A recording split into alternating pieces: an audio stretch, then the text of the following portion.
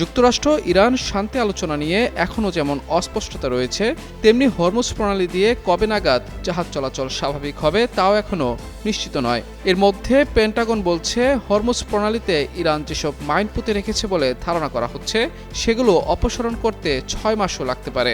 যুক্তরাষ্ট্র ও ইরানের মধ্যে যুদ্ধ শেষ হওয়ার পরই এই প্রক্রিয়া শুরু হওয়ার সম্ভাবনা রয়েছে বলেও জানিয়েছে পেন্টাগন। সংবাদ মাধ্যম ওয়াশিংটন পোস্ট বলছে, স্থানীয় সময় মঙ্গলবার হাউস আর্মড সার্ভিসেস কমিটির সদস্যদের সঙ্গে রুদ্ধদ্বার ব্রিফিংয়ে মার্কিন প্রতিরক্ষা মন্ত্রণালয়ের এক জ্যেষ্ঠ কর্মকর্তা এ মন্তব্য করেন। ব্রিফিং সম্পর্কে অবগত 3 কর্মকর্তা এ তথ্যের সত্যতা নিশ্চিত করেছেন।